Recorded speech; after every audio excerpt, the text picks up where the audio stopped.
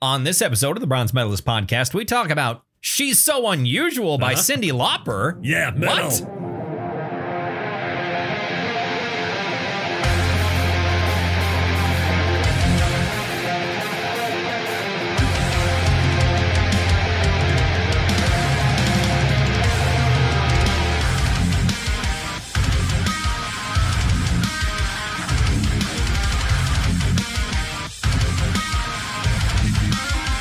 Hi, everyone.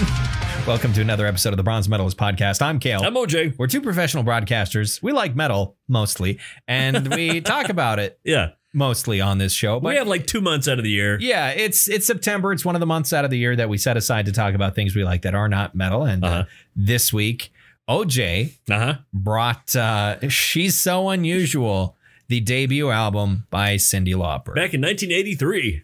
But way back in 1983. When we found out for the first time that indeed girls do just want to have fun. Right, even though that's a cover song. Really? Yeah. I didn't know that's not an original. A dude sang it originally. I suppose. Yeah.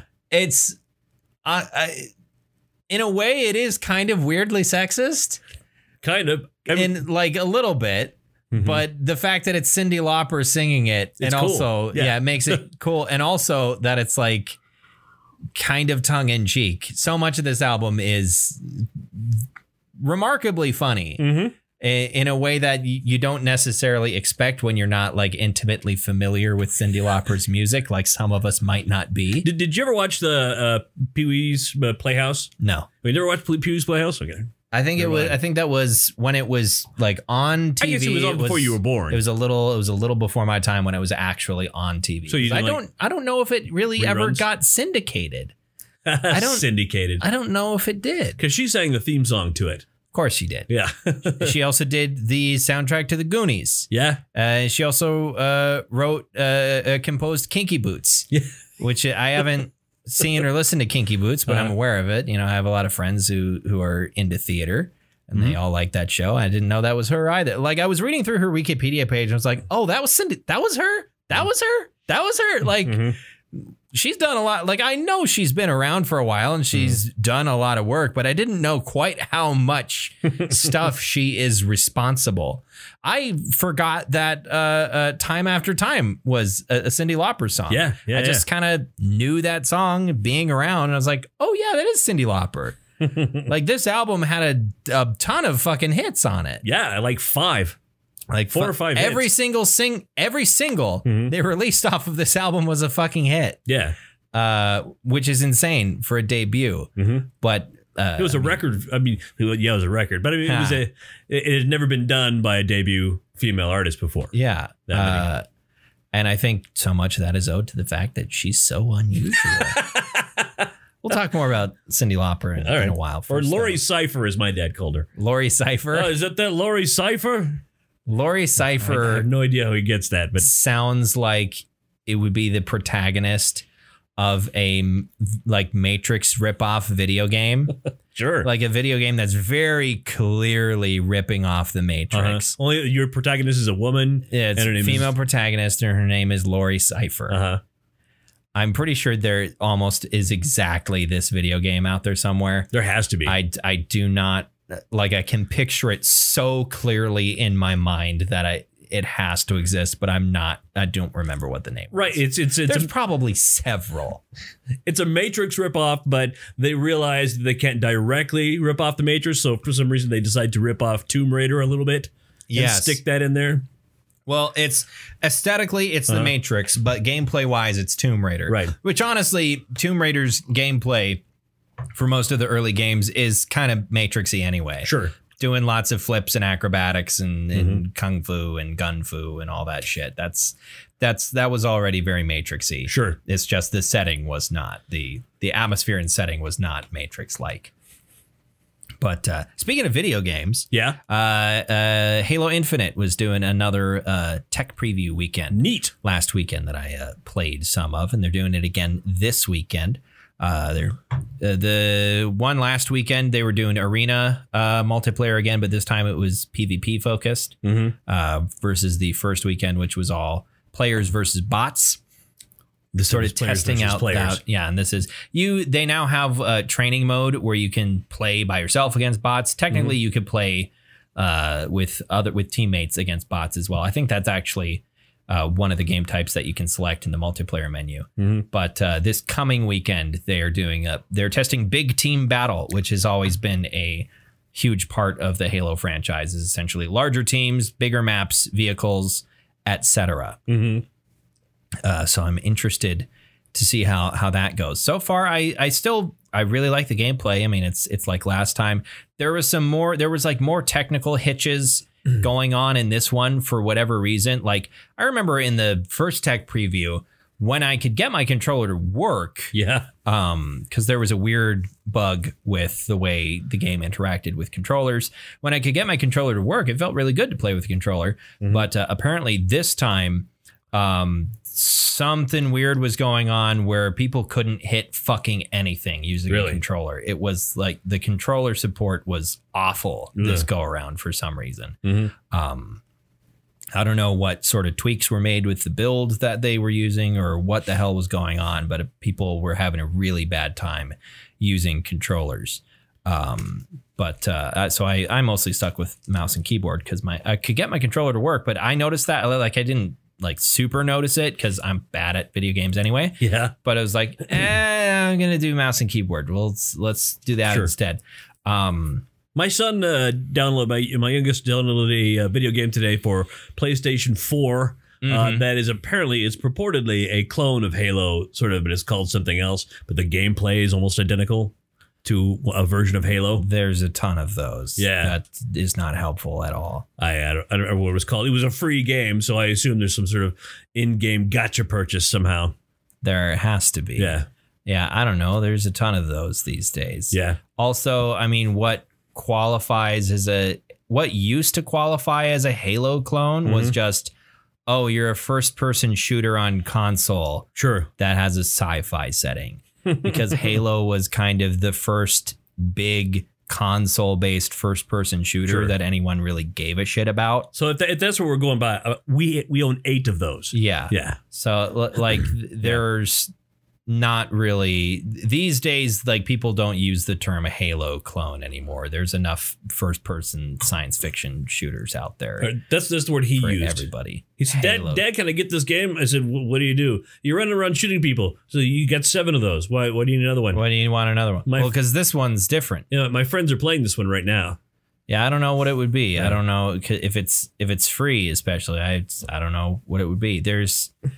I think it's free to play. There's a game called Splitgate. That's it. It's Splitgate. Okay. That's it. Splitgate. Yeah, I guess people have been comparing that to Halo a little bit. I think it's different enough. I think it's more similar to something like Apex Legends than Halo, which we had that one too. I haven't, but hey, when they're free, yeah. So I mean, why not? I haven't played.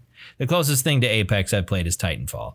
Which you played that too. I have that as well. Apex and Titanfall are in the same universe, right? But I really want there to be a Titanfall 3 at some point because I missed the boat with Titanfall 2. We also I played it way too late, and I thought it was amazing, and I'd love more with Jack Cooper and BT because they tease at the very end that BT's not dead. It's like I want more.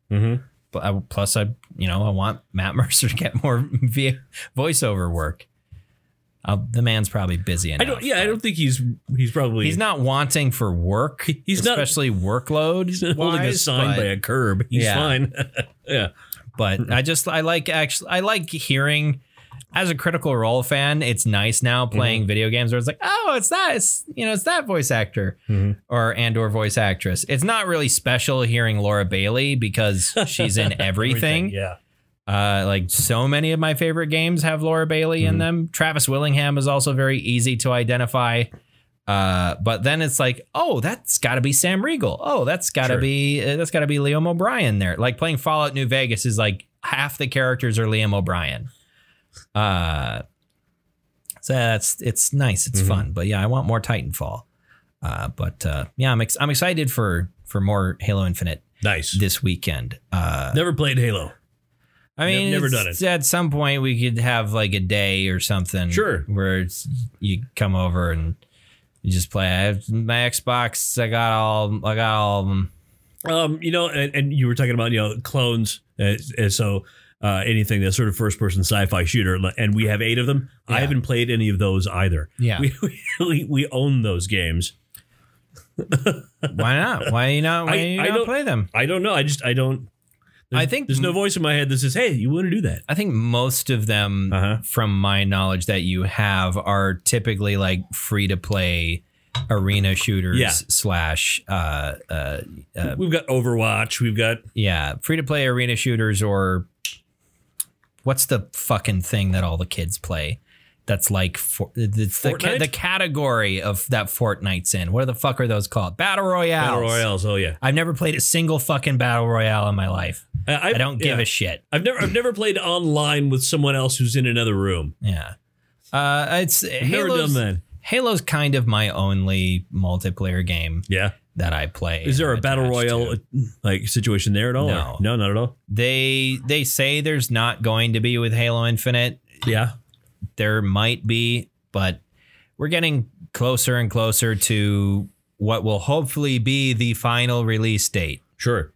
Which is in December here. Mm-hmm. I can't remember specifically what day. I think it might be the 21st, which is my sister's birthday. Nice. But it's got to suck having it so close to Christmas, though. That's the point, I think. You can her birthday. Oh, her birthday. That's the point. They did that on purpose. Yeah, my parents made sure she was born just before Christmas. Sure. I guess probably that's the thing that's widely sure thought of. It's like, oh, it sucks to have your birthday. I don't know. I can't say from experience, but in any case, I feel like if there was going to be a big like battle royale mode, they would have announced it already. Yeah. Also, part of the other thing is most like big battle royale games don't have super high fidelity graphics because you need to be able to support like 60 players. Right. They need computing power elsewhere. More. Yeah. And Halo Infinite is a very gorgeous looking game. Yeah. So far, and so I don't know if they would really have the power to support, such a large. Maybe they do. They've been talking about doing, because the largest traditionally has been 12 on 12, or even not even 12 on 12. Yeah, I think Warzone in Halo 5 is 12 on 12. Now they're talking about 24 v 24. Really, but typically battle royale games are usually either squad based or solo stuff. Mm-hmm. Halo is usually 2 teams.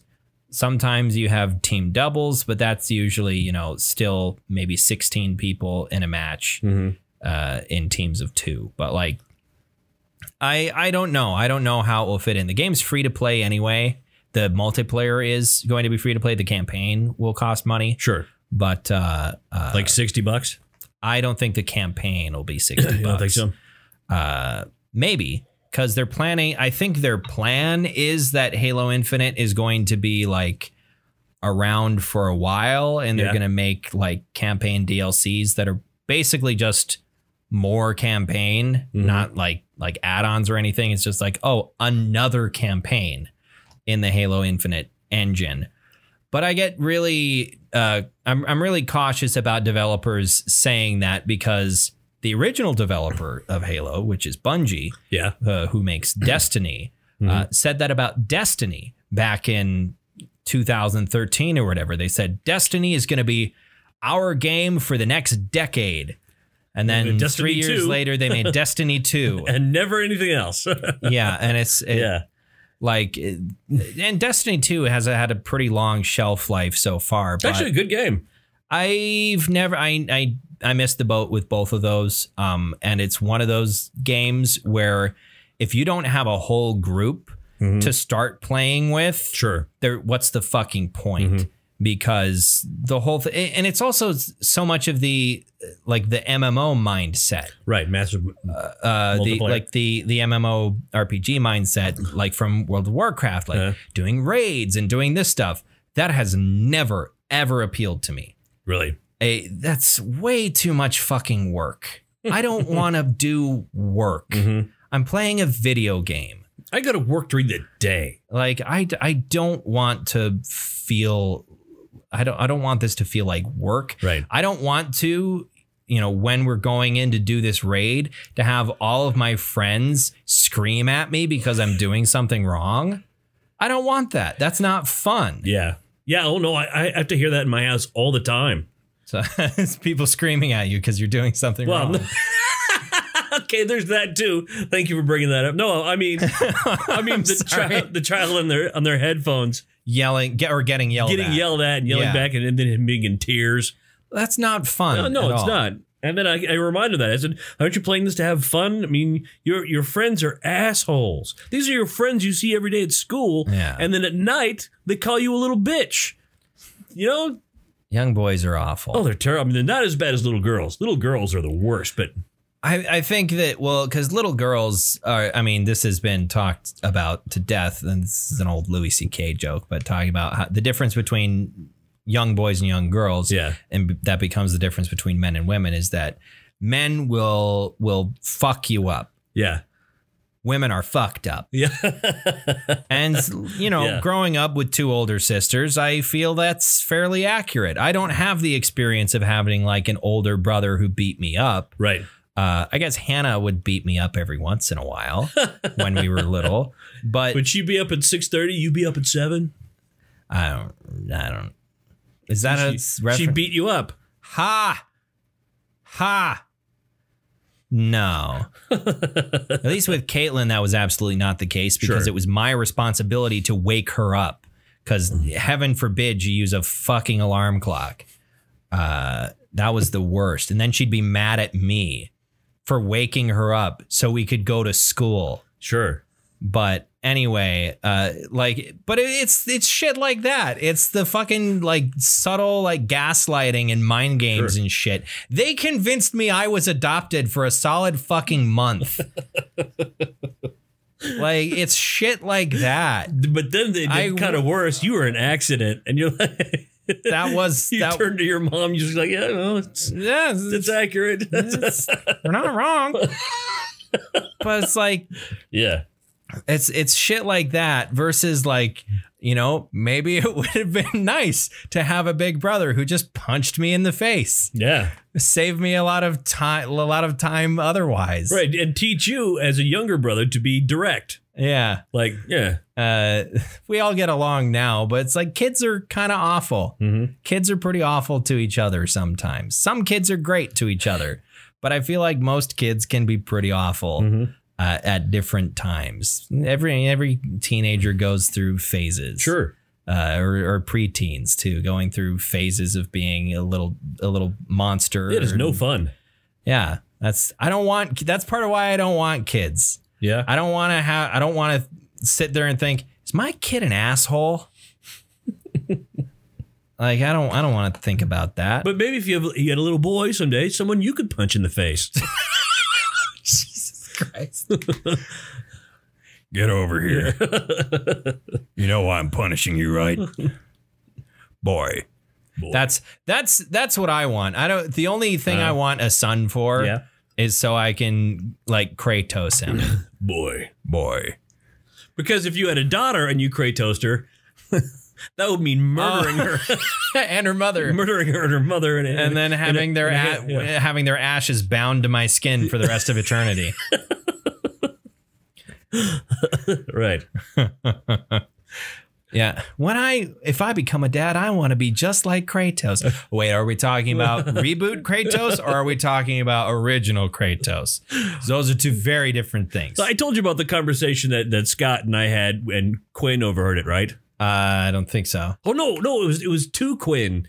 Quinn, who's, you know, what, 20, he was at the time 26, 27 years old, whatever. And Scott, who is in his 50s, was talking to Quinn, who had just got back from somewhere and their plane was late, and he had to make his connection on the other side of the airport. Yeah. And so Scott said, and this made sense in Scott's head and my head, he said, "Oh, so you had to go all O.J. Simpson at the airport, huh?" And now, okay, give me. All right, Go ahead. There were commercials back in the 70s and 80s, and O.J. Simpson was, it was for luggage. Was it Samsonite? I can't remember what it was. And anyway, he was famous for this commercial that played a lot, where he went running through the hotel. Famous for running, he's a football player. A football player, and he's got to travel a lot, and he can run real fast. Yeah, and so he worked really well in these commercials for running fast through an airport. Yeah. Of course, Quinn, being 26, thinks, what does he think I fucking did? Murder somebody? Did I murder a man and a woman at the airport? Did I murder 2 people? Oh, God. Because he genuinely looked just taken aback.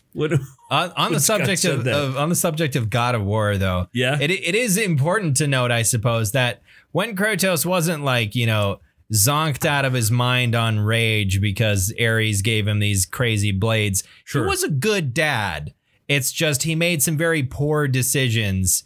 Like before that, from what I've read. Are you talking about the early games? Yeah, like off-screen supplementary material, basically saying that is it canon? The same, yes. Yeah. Okay. Like Hercules did the same thing where I think Hercules killed his wife or whatever in a fit of blind rage. Right. Essentially, that was brought on by Zeus and or Hera. I can't remember. Tricked into it or something. He was tricked into it. And basically the same thing happened with Kratos. He was tricked into murdering his family. Yeah, and he was remorseful about it for the whole game series. I mean, that's why he goes and murders all the entire rest of his extended family. Right. That was the thing that set it off. Him murdering his wife and child, and we got 4 or 5 video games technically. Because there's a bunch of some smaller in-betweeners. Right, and that we get of him just ultimately killing the entire Greek pantheon. Which is his entire extended family. Yes.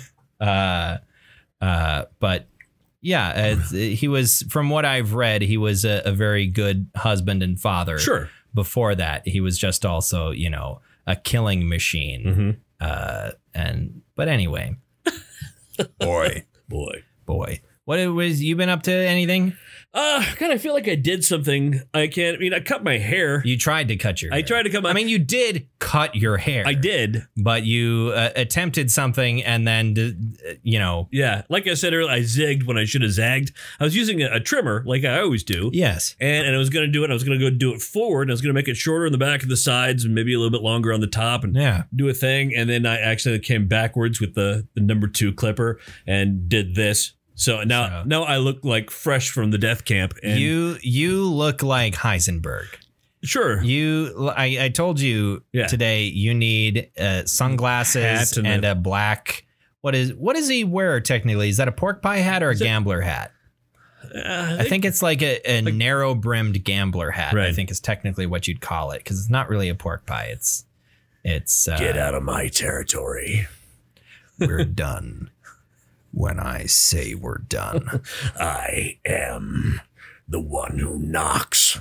Fucking, I need to go back and watch Breaking Bad. It was a great show. I absolutely need to go back and watch Breaking Bad. So an era of television past. Yeah. There's still good shows out there. I need a television show to watch. I haven't watched like a television show in a while. I think the last thing I watched was The Mandalorian, but truly that's I guess they were releasing it week by week, weren't they? Yeah, they were. They were doing it week by week. I think I waited until the season was done with, though, so I could binged it because that's how I do. I need something that was on for a while I should probably finish Better Call Saul. Oh yeah. That's been sitting and waiting for me to finish it for like 2 years at this point. Sure. But and Better Call Saul is also not done. Right. It's not yet completed. Did I tell you I saw Nobody? Yes. Yeah. I should watch that. You should watch that movie. It's a popcorn movie. Yeah.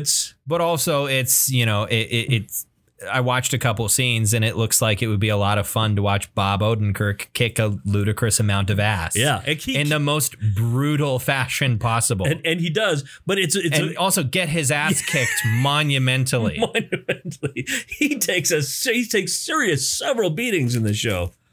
I was watching an interview. It was Daniel Craig on the Graham Norton show. Yeah. Talking about Bond and all that stuff. But he was talking about the injuries he has sustained throughout filming the Bond films, and talking about how during Spectre, because Dave Bautista was in that movie, right? And he was, they were filming a fight, and Dave Bautista was being gentle with him because, as Daniel Craig said, we were playing pretend. And then he asked Dave Bautista to, don't worry, be a little rough. And so Daniel Craig's body ended up in one spot up against this wall of a train car, and his leg wanted to stay in a different spot. So they had to finish that fight with a leg brace, and then in a different fight, he broke Dave Bautista's nose. And apparently he like ran away in fear because Dave Bautista is a giant teddy bear, but also he looks terrifying. Sure. He's a mountain of a man. And so you break that man's nose and you go, I'm going to die. Well, I do remember the scene where Dave Bautista's character runs into Daniel Craig's mouth with 2 knives and ultimately cutting out from the inside of him. Yeah. Daniel Craig was the giant monster at the beginning of Guardians of the Galaxy 2. That's correct. Yeah, that's what you're talking about, right? Yeah, that giant monster was played by Daniel Craig. He's a hell of an actor. He can, he was really transformative in that role. He was. He's now going. He's Did you hear that Christian Bale gained 45,000 pounds to play the Sandworm in Dune? I stole that joke. Did you? I don't remember from who. I can't remember if it was The Onion or if it was, I think it might have been Hard Drive, which is the Hard Times' video game focused publication. It was, I can't remember from who, but it was 45,000 pounds to play the worm. Sandworm. But he broke Dave Bautista's nose, and Dave Bautista, being a wrestler, was just like, it's all right. Yeah. And just snapped it back into place without so much as a flinch, because that shit happens every fucking day. Sure. Ugh. Just thinking about like having to snap my nose back into place is so incredibly unpleasant. Just being 100% familiar with your septum being deviated. Yeah. I don't like it. I don't like it. You know what I do like? What's that? She's So Unusual by Cyndi Lauper. Yeah. This is so much fucking fun. It was a monumental album. I had to keep on reminding myself, it's like, you don't have anything to prove to anyone. No. Listen to this and have fun. But while, sitting alone in the back room at work doing my logs and stuff for the day, I had this big grin on my face because it was like, this is silly. Yeah. Why are you listening to this? I feel silly. But in like that sort of guilty pleasure kind of sense, but it shouldn't be, because it's Cyndi Lauper, beloved by millions and millions across the world. Sure. For many years. For nearly 40 years at this point. It's been over. Well, this came out in 83. This came out in 83, and her band Blue Angel was in the late 70s. Yes, but Blue Angel was not particularly successful, which is why she became a solo artist. Right. She was in a band called Blue Angel. Before this, they put out, which is a reference to, I don't know, Peter Pan. Oh, no, not Peter Pan. The Blue Angel. Oh my God, it's not. Never mind. Carry on. Okay. Sure. I'm having a brain thing. It's like, I know the answer to this, and then my brain went, no, you don't know the answer to this. Oh, it's Pinocchio. Okay. It's a Pinocchio reference. Yeah. Okay. But anyway, they put out an album. It did terribly.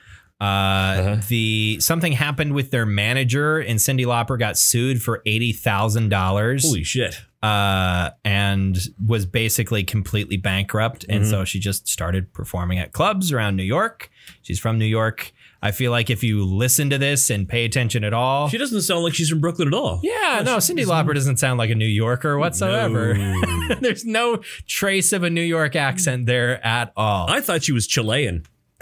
Well, like the thing is like, certain things, especially on, it's not exactly the title track on He's So Unusual. Right. That's like so New York, it's painful. Right. The accent. But like her singing voice is so kind of bizarre. But in the same way that so many like new wave and pop and synthwave artists in the 80s kind of had this really lackadaisical like pronunciation and enunciation to everything. Like where they kind of sound like they're drunk, probably because they were drunk, right? Yeah. But like I mean, her New York accent shines through that, but like it's weird if you're not completely accustomed to it, because like I know what girls just want to have fun sounds like, but listening to some of these other tracks off this album that I'd never heard before, and I was like, that's just how Cyndi Lauper sings, isn't it? Yeah, it's just kind of, she's not doing a thing. It's like very imprecise. Billy Idol, I think, kind of does the same thing, where he's just kind of like, it's sort of like that. It's kind of very imprecise sort of diction to it. Right. But it's to my ear, that sounds like the 80s to me. I hear someone sing like that and I'm like, that's the 80s right there. That's 80s pop. That's what it all sounded like in my head anyway. Also, good God, occasionally how high she can go. Yeah. Like it's not quite Mariah Carey levels, because it also pops up fairly infrequently where she sings super high, like up in that like kind of whistle range. Right. But she gets up there on occasion. But Mariah, like that's the thing that made Mariah Carey famous, where I think the thing that made Cyndi Lauper famous was the fact that this is fun, but also weird. Yeah. And she has that Tourette's thing going throughout too. She just kind of like makes noises. Yeah, just squeaks.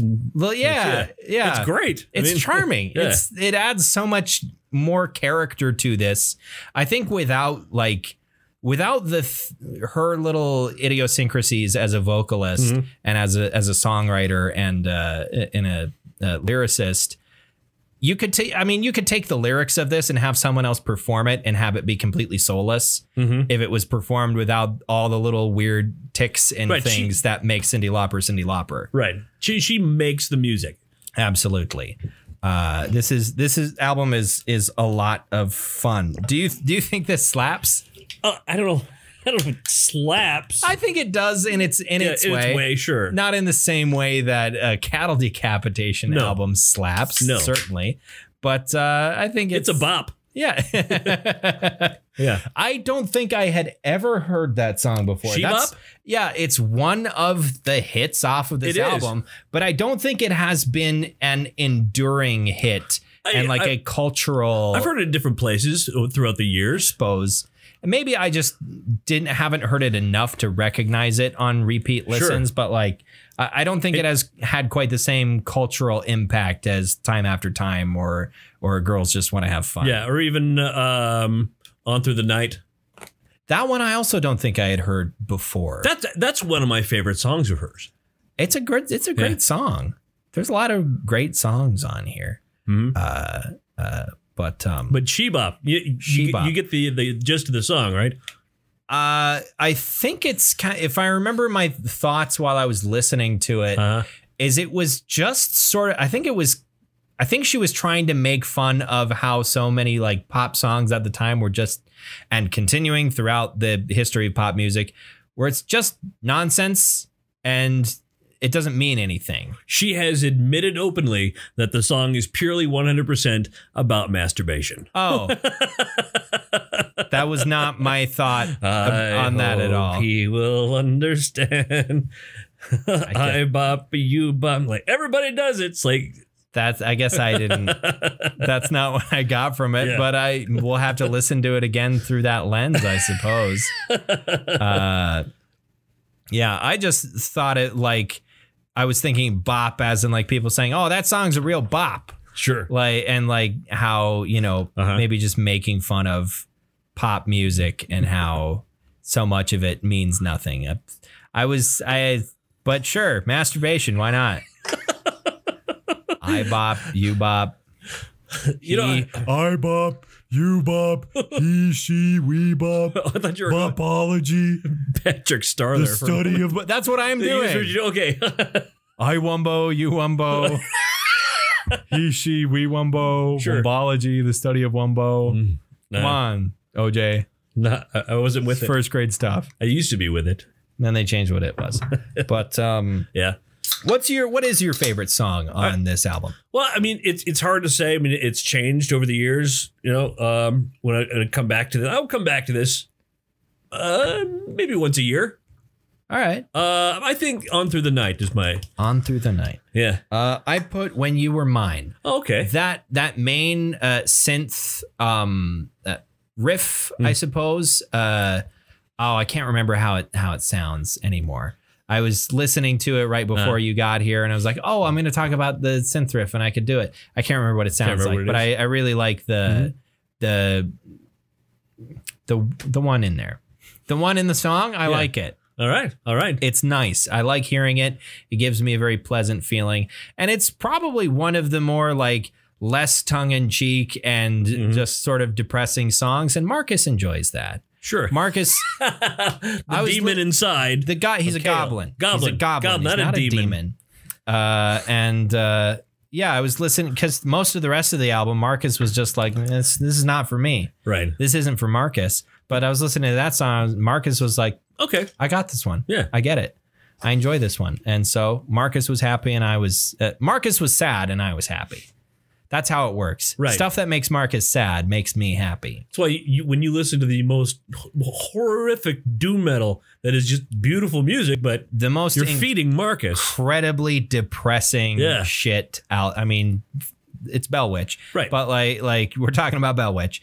Let's not split hairs here. I listen to fucking Mirror Reaper. Yeah. And it makes Marcus really sad, but that makes me happy. Right. It used to be, you know, before I knew who Marcus was, it would make me sad. But now I've transferred my sadness to Marcus. That's how it works. You know what I would love? I should see a therapist and talk to them about Marcus. I feel like you're doing okay. I feel like if you saw a therapist and you told them about Marcus, it might ruin a good thing. Well, yeah, maybe. Yeah. But like, I'm not saying I should see a therapist in general. I'm just saying like as a joke. Sure. I should go see a therapist like as a joke. Like, what if I did therapy like as a joke, bro? Totally not, because like most people could use therapy like a little bit. But no, like just say, yeah, I have a goblin inside me that likes sad music. Sure. Let's talk about that. Can I talk to Marcus right now? Am I talking to Marcus right now? Yeah. But yeah, I like that one. It was it's a good. I like the closer track on this album too. The lyrics are great. I'm trying to recall precisely some of them, and I can't. Yeah. No, that's it. That's it's just kind of a blanket of nonsense. It's just mostly instrumental. Yeah. I guess I can't. Maybe I don't remember. The not title track before that is 40 seconds of the most New York thing you've ever heard. The cute, it's like an incredibly cute voice. Yeah. And I guess I haven't heard Cyndi Lauper's speaking voice, so I don't know if she was putting on an affectation there or if that's just what she sounds like. That is what she sounds like. I think she might be ramping it up a tiny bit. A little bit, but mostly she just sounds like an incredibly sweet, an incredibly sweet girl from New York, from Brooklyn. That's anybody from Brooklyn who listened to that just like shriveled up and died. Yeah. They threw their phone at the wall. There's nobody from Brooklyn listening to this. You don't know that. Maybe that's just what she sounds like. Yeah. But she was on the Celebrity Apprentice. You probably never saw that. I never watched The Apprentice. Yeah. I've only seen clips. But now that you mention that, I believe I remember seeing commercials and I was aware. I think I was aware. I've always been kind of aware, like, oh, Cyndi Lauper's the lady with the colored hair. Yeah. It's like, that's like, I recognize Cyndi Lauper when she shows up because it's like, oh, of course that's Cyndi Lauper. She's got purple hair. Right. Which is, I wonder how she feels about like society today where like. Now that's all the hair. Colored hair is everywhere. Right. Everybody's dyeing their hair. She's probably fine with that. So like, hey, I was ahead of the curve. Right. Yeah. I mean, she's obviously not the first person to dye their hair crazy colors. No. But yeah, anyway. No, I remember that when I was a kid, my mom had a friend who tried to dye her hair red, and it came out pink, and she wouldn't go out into public. Wow. Oh no, pink hair. My hair is pink. That's not natural. People are gonna point and laugh at me. Yeah, because everyone would have believed the red hair. Yeah, because dyed red hair always looks exactly like natural red hair. It like Ronald McDonald. I don't think I've like I am a fan of dyed hair colors, but I don't think I would ever confuse a red dye job for natural red hair. I don't think I ever have confused a red dye job for natural red hair. Right, yeah, like my dye job. I mean, yeah, you have a great dye job with your with your hair. That's the only one that's ever fooled me. Right, but thought process completely ground to a halt. But I think it has something to do with the space probe. Yeah, sure. That's what we're drinking Laughing Sun Brewery Space Probe Blue Blueberry Sour Ale. Yeah, because when I think of Cyndi Lauper, I think of bright colors. Yeah, and this was it says Space Probe Blue, but all the colors on it are purple. And the beer itself is kind of a red. The beer is a reddish purple, right, or a purplish red. Although perhaps. Blueberries, really, if you look at them, are not blue. They're not. They're more of a very dark purple. Yeah. Very dark purple. I should show you when we're done here. There was more of those AI generated songs. Yeah. That I showed you a while ago. There was that AI generated Metallica song. Yeah. They had another one which was a oh no.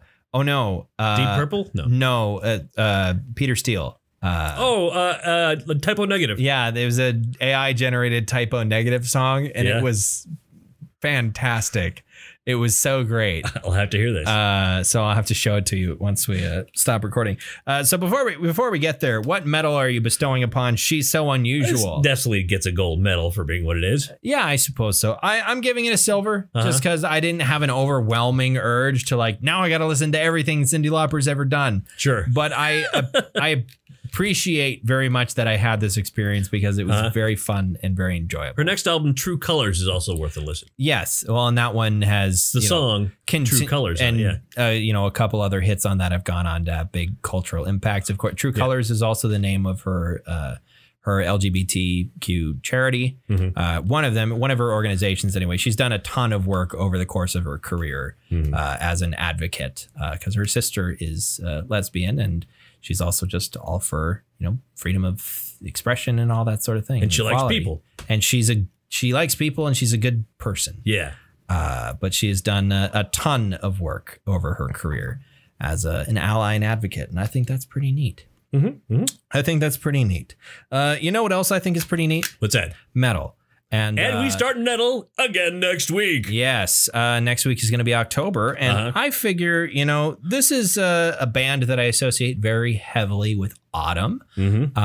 And this is also one of their earlier albums that I think is maybe a little bit more on the sort of the spookier October kind of side. Yeah. And it's been a while since we've talked about anything by them.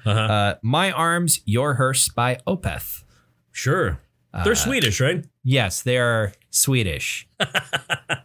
No, actually, Opeth is from Wisconsin. Sandusky, Ohio. Sandusky, Ohio. Yes. Famous Swedish comedian Michael Ackerfeldt. His little known progressive metal side project called Opeth. Michael Ackerfeldt is legitimately very funny. Yeah, he is. It's very dry, but it's very funny. It's incredibly dry. It's also funny to hear a man with a voice as rich and deep as he has telling jokes. Right. Because he has an extremely deep voice. And hearing him tell jokes is that's just part of it, part of the delivery, and why he's funny is because his voice is so deep. I want to hear Peter Steele tell a joke. I mean, he's dead, but I should watch some Typo Negative live videos. He says some funny shit because his voice is Peter Steele's voice Sounds like. Have you ever heard somebody inhale sulfur hexafluoride? I don't think so. It's basically inverse helium. Yeah. Where because it's heavier than air, it Makes your voice sound super deep when you inhale it. Yeah. to me, that's what Peter Steele sounds like. It sounds like someone inhaled sulfur hexafluoride. The other thing is, like helium, you shouldn't inhale too much of it. The difference, though, is with helium, because it's lighter than air. Yeah. If you inhale too much, I mean, obviously that can be very bad for you, but it's harder to inhale too much because since it's lighter than air, it will naturally escape and rise and escape from your lungs. Sulfur hexafluoride is heavivier than air, so it will sit and gather in your lungs. So if you want to get it out of your system, you have to hang upside down. Or cough it out. Or yeah, you could cough it out, but and there's nothing about sulfur hexafluoride that sounds like it would be beneficial to your body. Yeah, no, it's got I mean, it's got sulfur in it. Sulfur and fluorine and yeah. But I remember there's a Mythbusters clip that was like part of like one of their season intros. I don't remember from what season, but of Adam Savage taking a huge gulp of sulfur hexafluoride and going, "It's scientific," and that's forever burned into my head. So much of Mythbusters is like a deep part of my psyche. But anyway, yeah, next week, My Arms, Your Hearse by Opeth. Till next week, you can find our social media pages. We're on Facebook and Twitter. Find us at the Bronze Metalist or Bronze Metalist Podcast. I don't remember what it's called. And we'll post episode links there. You can click on them if you want to listen in your browser. Otherwise, subscribe to our feeds. We're on your Apple podcast app. We're also on the Podcast Source. We are. From Libsyn. Absolutely. We're in there. Oh, yeah. Get over there and do that gobble. There's that Sopranos movie. Sure, yeah. That's coming out. But anyway. But yeah, it's not going to have the... What's his name in it? It's James Gandolfini. James Gandolfini. It takes place in like the 70s when Tony Soprano. Oh, they're going to do a young Tony Soprano. Yeah, Tony Soprano's, he's like 17 or something like that. It's obviously James Gandolfini. Maybe they'll just use the reanimated corpse of James Gandolfini. Well, no, they're Grand Moff Tarkaning him. Oh, are they? But they're also digitally de-aging the digital reconstruction. So it's double it's double digital. That's not true. That's a lie. Unnecessary. It's also not what they're doing. I'm lying. Are they going to de-age Big Pussy? No, they have a new character named Big Pizza. At the time, he was called Little Pussy. I don't know enough about The Sopranos to keep this conversation going. Thank you all very much for listening to another episode of the Bronze Medalist Podcast. I'm Kale. I'm OJ. Congratulations.